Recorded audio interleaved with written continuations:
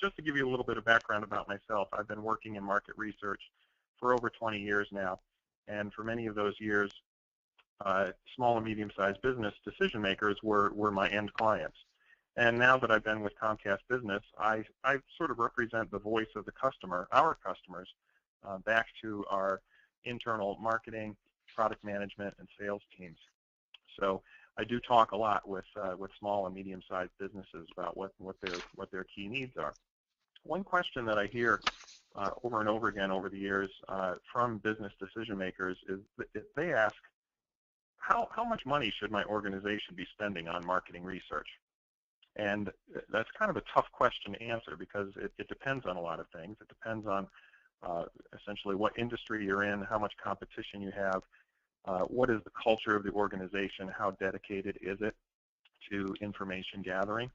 But broadly construed, and this would be primary market research, which would be based on things like surveys with customers or with prospects. Secondary research, these would be reports and white papers that might be purchased that help to advance your business.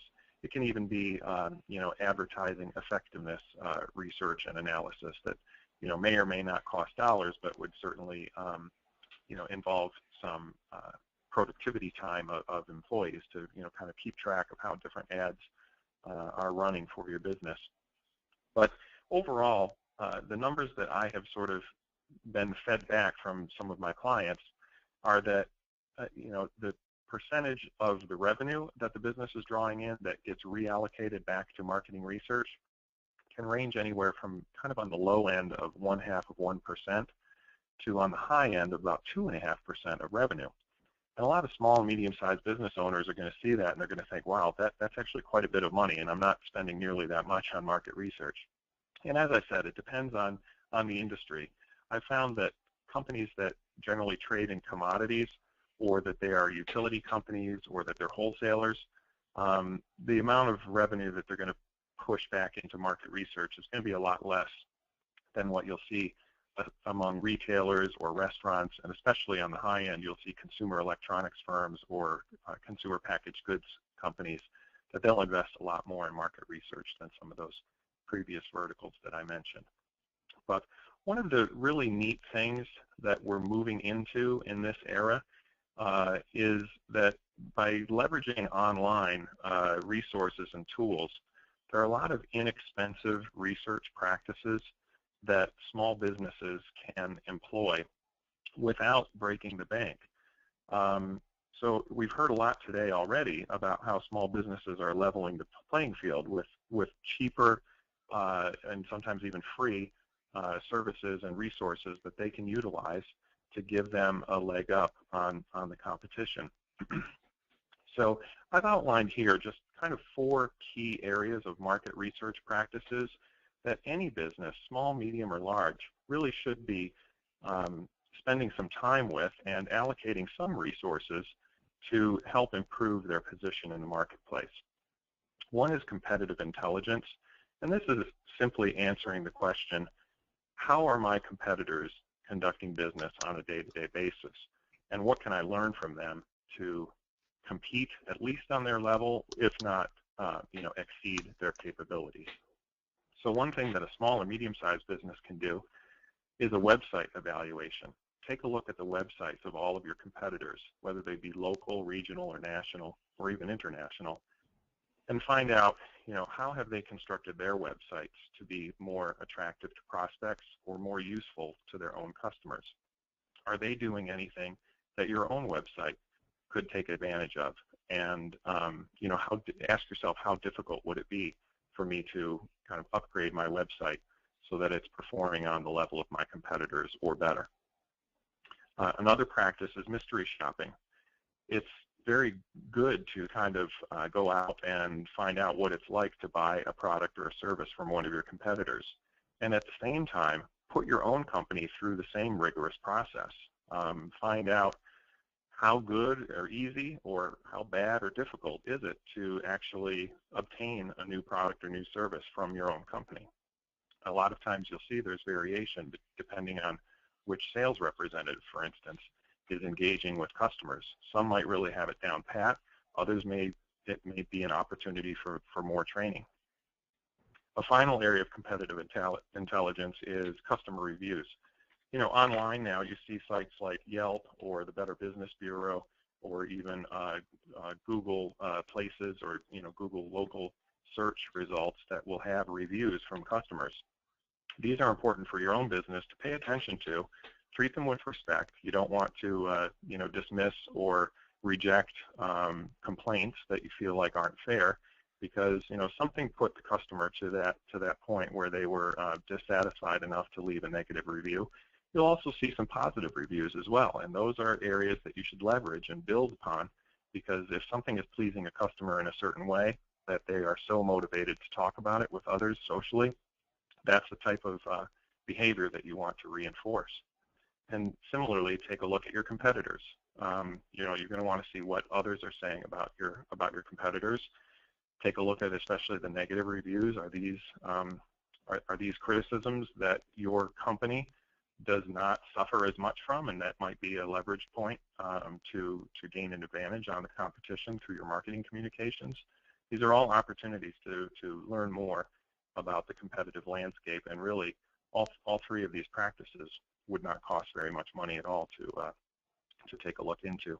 And actually, Greg, Greg, excuse me, I'm sorry, but just to step in, but Greg at OneSource brought up another one that just aligns with this perfectly, and that is that people were asking him, to bring in things. So if you actively went out and asked your own customers, hey, what are we missing that you need, that you're buying elsewhere, and if it fits within your matrix, that works too.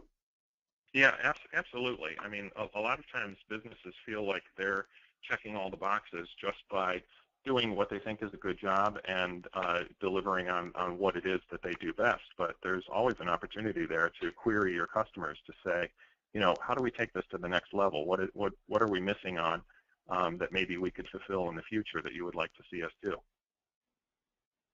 Exactly. A second research practice is something called Net Promoter Score. Some of the listeners today may be familiar with this, others might not be. Net Promoter Score was a technique developed by Fred Reichheld. He's written a book called The Ultimate Question.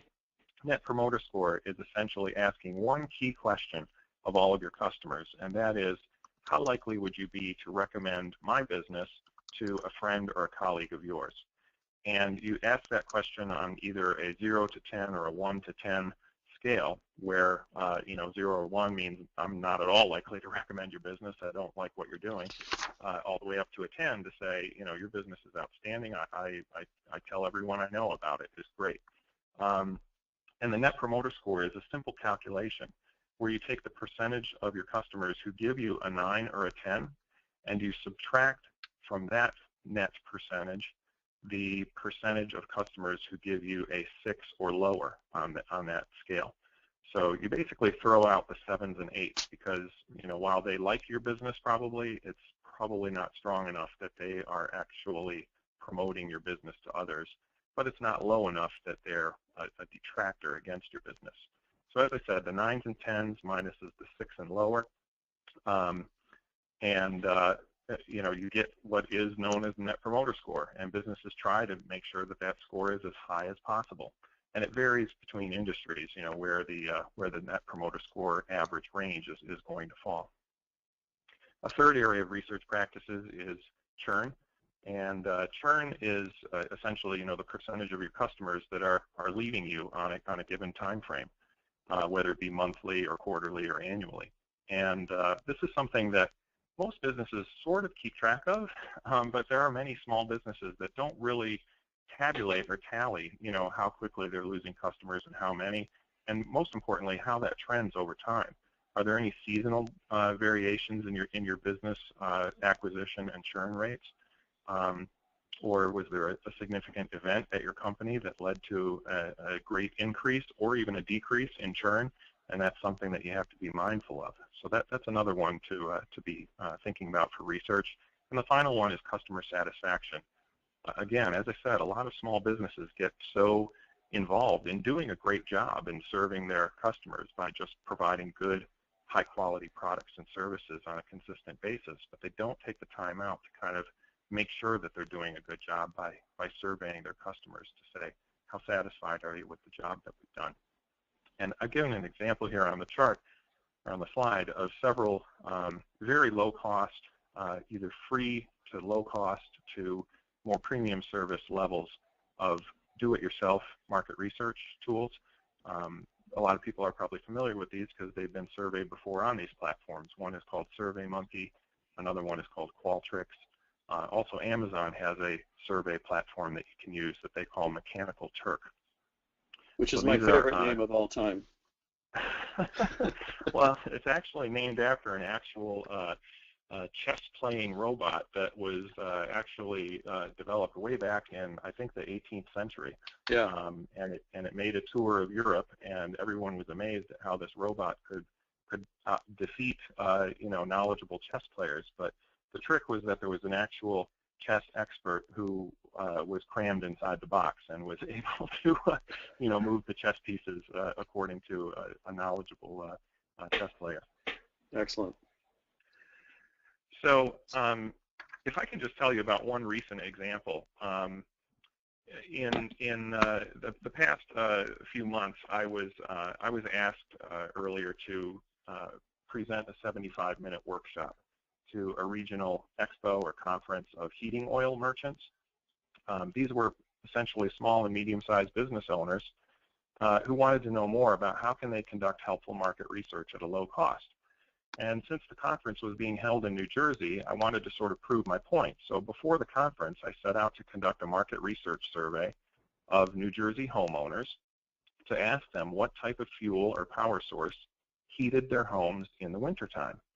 So what you're seeing here on this page is just a small sample of some of the results that I was able to obtain from that quick survey. Now granted, my sample size was pretty small. It was just 75 households. But as I said, I was just doing this to give an example of how this can be done. And when I delivered these results to the audience, they thought it was really illuminating. You could see the gears turning in their heads about, how could I apply similar research studies to my own market areas, even if my business isn't in New Jersey? They were especially pleased that apparently the heating oil customers gave the highest level of satisfaction of the three major energy types in New Jersey versus gas and electric. So they liked seeing that, and it was like, wow, this is actual, I reminded them this isn't scientific research, but, it does show that you can collect very informative data from just a quick market research survey. But you could, the old question was brewing up in some of those skeptical business owners. They asked me, how much did this cost? So I'm here to tell you that because I used one of the services that I mentioned on the previous slide where a respondent sample could be purchased really literally for pennies, and because I did the questionnaire programming and the analysis myself, the total cost of my New Jersey homeowner study was a mere $8.14. Yeah, that is amazing, right? Yeah, to be able to survey 75 homeowners for the cost of a few cups of coffee is really something that a business not realizing that they can take advantage of services like that is missing out on. So now that you know that there are these types of market research platforms out there that can be done on a do-it-yourself basis, there's really no reason not to give this a try. That's incredible. And you usually think that marketing research is going to cost you, thousands of dollars, and to come up with something for $8.14 is just proof positive of how the world has changed, I think. Absolutely. We are in a new era of opportunity for information gathering for businesses.